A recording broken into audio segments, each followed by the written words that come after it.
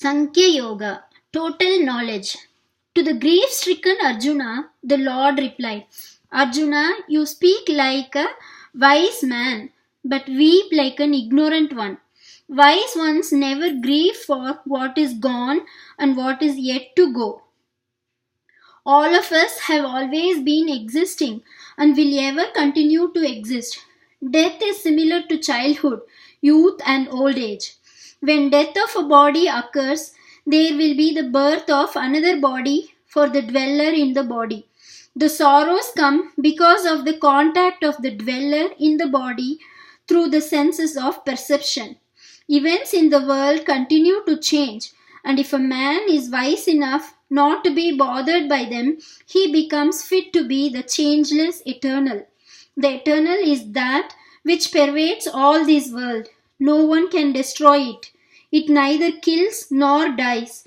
It is neither born nor manufactured, neither brought from somewhere nor does it go anywhere. It is eternal, changeless, unborn, and ancient. The bodies are worn by it and discarded like old clothes. Looking at it as the eternal, you don't have to grieve. Looking at it as the dying from the body point of view, also you should not grieve because it is a natural phenomenon. We don't know whence the person comes nor where he goes. What we see is a brief middle when we see him in the body. Why should one grieve for this flicker? It comes and goes. Life is a wonder, and death too. That which is responsible for life and death is much more wonderful. From the point of view of your nature, too, you should not grieve because you are a warrior. To fight is your duty. This warfare should not be shunned by you. If you do so, you will be acting contrary to your nature and will suffer thereby. You will lose your honor and good name. Your equals will cease to respect you with any more. Your name will be permanently damaged, and even commoners will start making fun of you.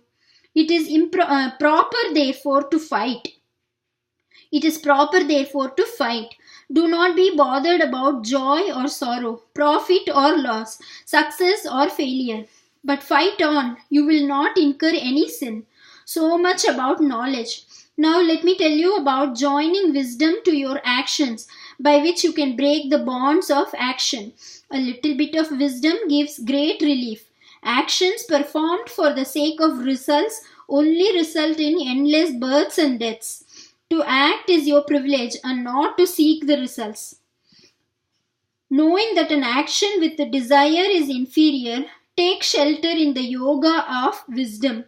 By this, the good and the bad both drop off by themselves. This yoga is skill in action. With wisdom, freedom from all bonds, one reaches the state of well-being. As the intellect crosses the mire of delusion, you become indifferent to what is around you, and the wisdom remains steady in samadhi. Thus you reach supreme union with the Lord. The Lord commences his teaching. Up to the 53rd shloka, as summarized above, broadly three ideas are given. First of all, before anything is taught to a weeping man, an assurance is to be given that there is no cause to weep for. Of all the things in life, the only certainty is death. All other things, namely money, power, family, etc., are all fickle. The foolishness of man is such that he relies upon the uncertain things and dreads the only certainty. Wise men do not. Ignorant men dread death because they do not realize what death is. It is only the outer crust that goes away, but the indweller has nowhere to go. Another body comes on to him. Really speaking, the outer world does not affect a man at all, except when he contacts it through his senses. Suppose a robber loots the whole house and leaves before anyone sees him. The members of the family do not grieve until they come to know of the theft. So, what creates sorrow is not the theft, but the knowledge of it. A boy who passes an examination does not feel joy until he sees his roll number in the paper and comes to know of it. So too a boy who fails does not get sorrow until he finds that his number is not in the paper. So, arguing logically, if the outer events are not allowed to invade and disturb the bosom, man will be perfectly happy. Only then can he recognize his real nature. A baby is taught how to recognize various organs. This is my eye, this is my mouth, this is my hand. Thus, the baby points out the whole body limb by limb. So, if the whole body is yours, then who are you? You are someone who is dwelling inside and possessing the body. Now you are possessing this body. Next, you will possess another body. Why grieve for it? A man changing his shirt does not grieve for his old shirt. A boy who gets a new pen does not shed tears for the old pen. If you welcome the change of a body every day after your bath, why not welcome the change of a body every 50 years? It is a welcome change. There is no death at all to the indweller. If that be so, then why fight at all? In reply to this possible query, Krishna gives the next idea. All of us are born in a body with a special nature. It compels us to work in a certain direction. For instance, Arjuna was born as a warrior. He spent his whole life fighting. If he did not fight, he would feel guilty and restless within. In the outer world too, there would be repercussions, as he had obtained great fame as the best of archers. He was sure to lose it if he withdrew from war, and would grieve over the loss of name. Thus, both ways it would be a tragedy. Along with this is a suggestion is given as to how best we can get joy from what we are doing. When we have done an action to the best of our ability, we experience a sense of fulfillment. Efficiency in action is what is required to have this sense of fulfillment. Efficiency cannot be gained if the mind is swaying between joy and sorrow, profit and loss, etc. Hence, the best way to work is to make the mind immune to the opposites till the work is finished. This is the secret of successful action. The knack of keeping the mind's total energies in the action while doing it. The third idea is, as long as we desire the result from an action, the action is tainted by it. With the eye on the result, we forget to pay attention to the way we do the action. If the anxiety is to get a job, a man will hardly be particular about the means he adopts to get the job.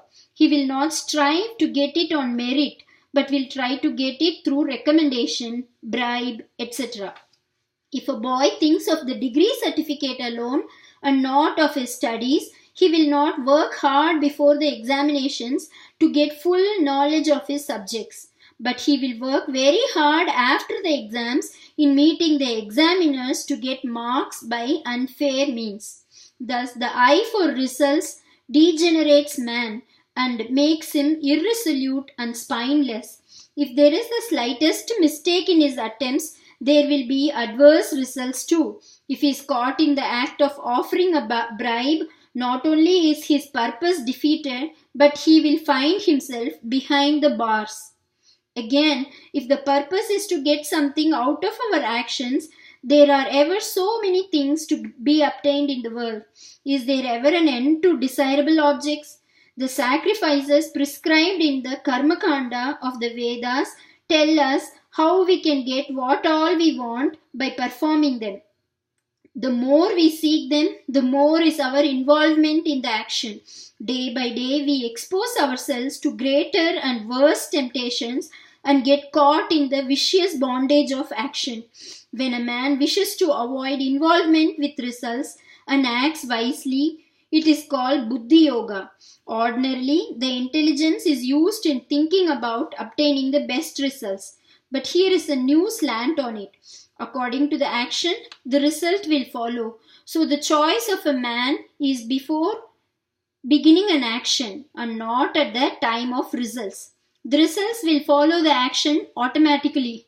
Thus, when a man wisely chooses the action and thoroughly performs it without seeking its results, the mental ties hoping for the fruit are snapped. The action is perfect, and the man becomes free because he seeks nothing. The purpose of study is not to be a student perpetually, but to finish with the studies as soon as possible. The purpose of medical treatment is not to get it perpetually, but to end it as soon as possible. So, too, the purpose of action should be to be free of its compulsion. Thus, the mind will slowly become immune to outer experiences.